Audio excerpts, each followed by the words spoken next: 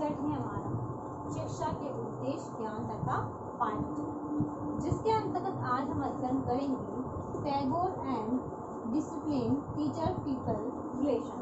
यानी टैगोर ने अनुशासन के बारे में, गुरु शिष्य के संबंध के बारे में क्या कहा, उसके बारे में आज हम अध्ययन करेंगे। सबसे पहले हम देखते हैं टैगोर एंड डिसिप्लिन, यानी टैगोर ने अनुशासन के बारे में क्या कहा। टैगोर का कहना था कि जो अनुशासन है वह बाहर की थोपी हुई व्यवस्था है। उनके अनुसार अनुशासन क्या है? आंतरिक भावना है। व्यक्ति अनुशासन में स्वयं रहना सीखता है, उनका यह मानना था। अगर हम बच्चे अगर अनुशासन में नहीं रहते हैं, उन्हें अगर हम कठोर दंड देते हैं तो क्या होता है? उनमें विरोध की भावना एक दूसरे के प्रति उत्पन्न हो जाती है। तो हमें अनुशासन के लिए किसी प्रकार के दंड का इस्तेमाल नहीं करना चाहिए, परंतु इस प्रकार का व्यवहार करना चाहिए, इस प्रकार का बच्चों के सामने प्रेम दिखाना चाहिए, सहानुभूति दिखानी चाहिए, ताकि छात्र अपने आप अनुशासन में रहना सीख जाए। क्योंकि एक शिक्षक ही बच्चों को अनुशासन में रखना सिखाता है। ये पूरा डिपेंड किस पे होता है? शिक्षक पे होता है कि शिक्षक किस प्रकार अनुशासन में रखता है। कई बार हमने देखा है कि कक्षा में जब शिक्षक जाता है तो बच्चे अपने आप अनुशासन में आ जाते हैं। उसका शिक्षण इतना प्रभावी होता है कि बच्चे क्लास में टीचर को देखते ही अनुशासन में आ जाते हैं, चुपचाप बैठ। कई बच्चे होते हैं जो अनुशासन में नहीं, तो उनके लिए हमें प्रेम की भावना बतानी होगी, करनी होगी, जिससे छात्र प्रेम से उस चीज को मानने लग जाए, अनुशासन में रहने लग जाए। जिसके अंतर्गत बताया है कि अनुशासन में जब व्यक्ति को रखा जाता है तो उसको कार्य करने की स्वतंत्रता भी पूर्णता देनी चाहिए, क्योंकि बच्चे को पता होता है कि मुझे कोई कार्य कितना करना है, कैसा करना है, कितना अनुशासन में रह के करना है। तो इस सब चीज का ज्ञान एक छात्र को हो जाता है। तो हम अब देखते हैं टैगोर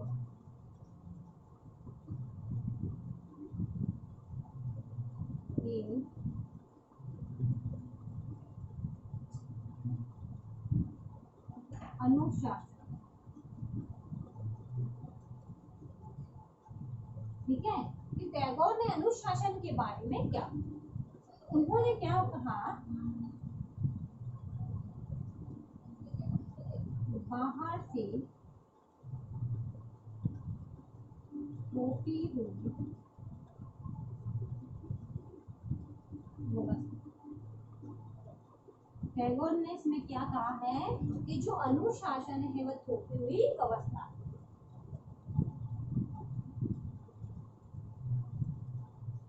अनुशासन आंतरिक। फिर उन्होंने अनुशासन के बारे में कहा कि अनुशासन क्या है? हमारी अंदर की व्यवस्था है, आंतरिक व्यवस्था है, जिसको शिक्षक द्वारा नियंत्रित किया जा सकता है। फिर उन्होंने कहा वे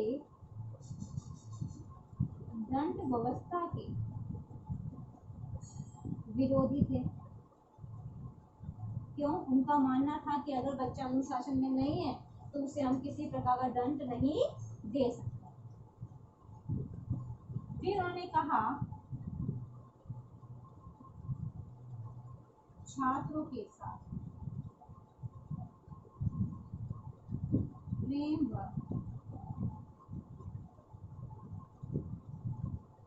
सहानुभूति व्यवहार, बच्चों का कैसा व्यवहार किया जाए? प्रेम और सहानुभूति का, जिससे बालक के मन में प्रेम की भावना का विकास हो सके। फिर उन्होंने कहा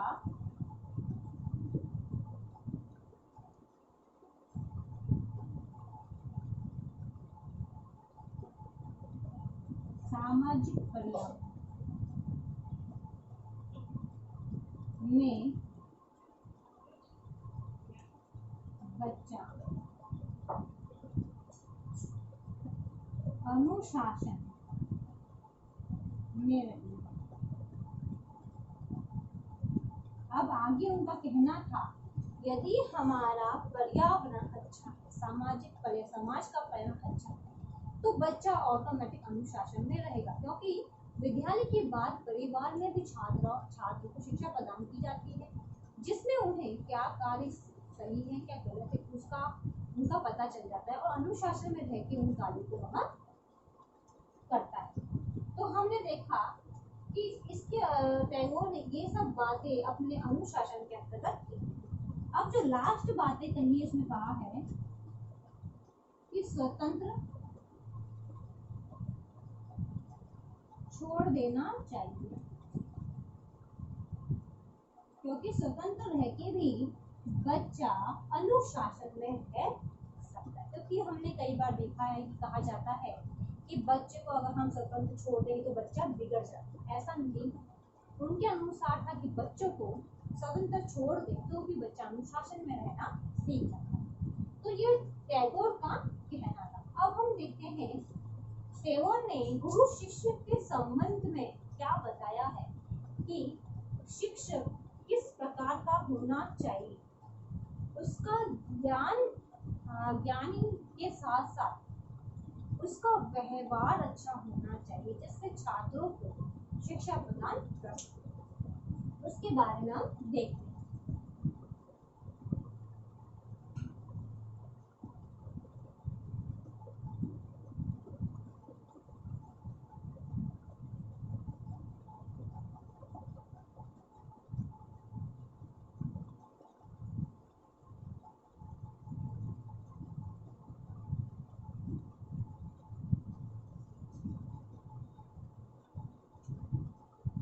अब है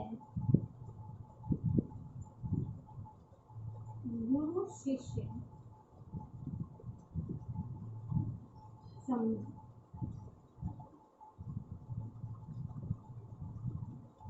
अब टैगोर ने गुरु शिष्य के संबंध में क्या कहा, उन्होंने सबसे पहले कहा है कि अध्यापक क्या होना चाहिए, ज्ञानी। अगर ज्ञान होगा तभी तो छात्रों को शिक्षा प्रदान कर सकता है, अपने ज्ञान को दे सकता है। तो क्या होना चाहिए, ज्ञानी होना चाहिए। आदर्श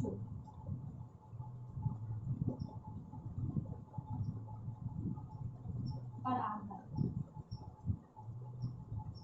वह आदर्शों पर आधारित होना चाहिए। अगर वह इसके अंदर आदर्श गुण है तभी बच्चों को वह आदर्श गुण सिखा सकता, नहीं सिखा सकता।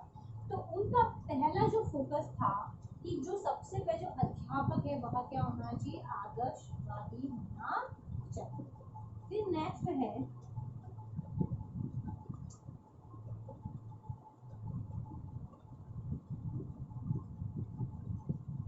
उच्च चरित्र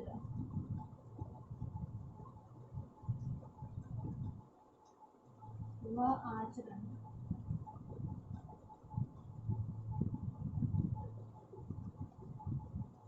होना। टैगोर ने कहा कि अध्यापक उच्च चरित्र व आचरण का अच्छा होना चाहिए, तभी एक छात्र को शिक्षा प्रदान कर सकते हैं। उनका यही मानना था कि शिक्षक कितना ही अभिज्ञानी ना हो वो चलेगा, परंतु उसके जो मन की जो मनोभाव है, जो आचरण है वह अच्छा होना चाहिए। फिर नेक्स्ट है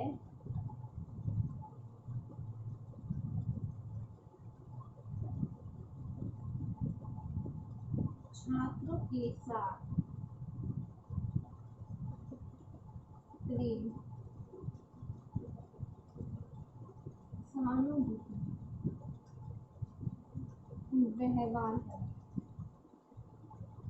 अब टैगोर ने आगे कहा कि छात्र अध्यापक ऐसा होना चाहिए जो छात्रों के साथ प्रेम व सहानुभूति का व्यवहार रख सके, ऐसा एक अध्यापक होना चाहिए। फिर नेक्स्ट है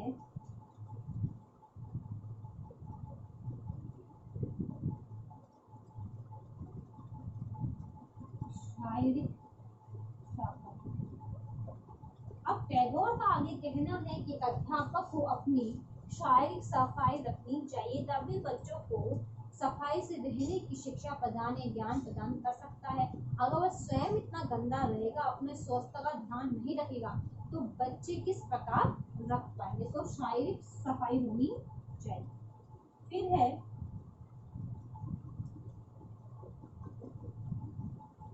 नियमों का पालन। अब एक शिक्षक नियमों का पालन करने वाला भी होना चाहिए। जब एक शिक्षक नियमों का पालन करेगा, तभी एक छात्र को नियम के पालन करने के लिए वह बोल सकता है, बता सकता है, ऐसा नहीं बता सकता। फिर नेक्स्ट है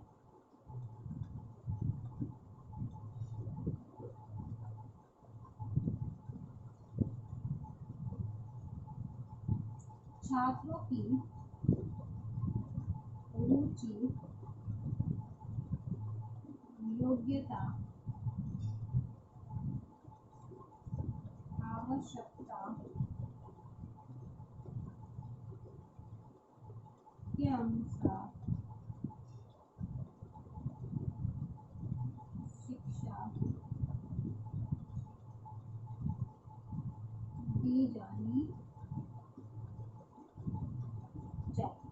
इसके अंदर हम आगे देखें तो छात्रों की रुचि क्या है, उसकी योग्यता क्या है, उसकी आवश्यकता को ध्यान में रख के एक शिक्षक को शिक्षण कार्य करवाना चाहिए, शिक्षा प्रदान करनी चाहिए। तो ये था गुरु शिष्य का संबंध। टैगोर के अनुसार गुरु शिष्य का संबंध किस प्रकार होना चाहिए, जिसमें बताया गया है कि गुरु का स्वभाव कैसा होना चाहिए, चरित्र कैसा होना चाहिए, उसका मनोभाव कैसे होना, उसका आचरण किस प्रकार का होना चाहिए, उसकी मनोवृत्ति किस प्रकार की होनी चाहिए, शारीरिक रूप से स्वस्थ साफ होना चाहिए, इस सभी प्रकार के संबंध एक टैगोर ने इसके अंतर्गत बताया। अब इससे संबंधित आज का आपका होमवर्क है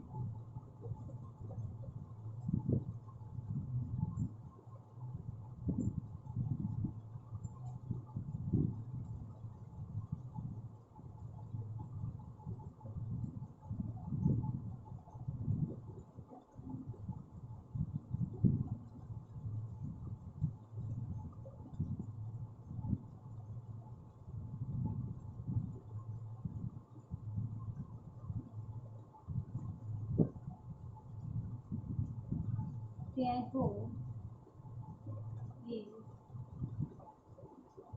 अनुशासन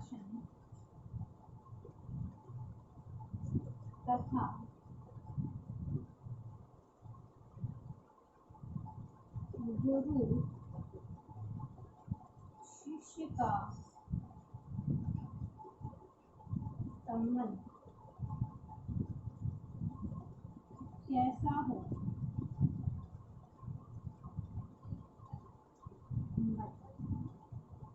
टैगोर एवं अनुशासन तथा गुरु शिष्य का संबंध कैसा हो, बताइए। ये क्वेश्चन आपको आपके नोटबुक में बता दें।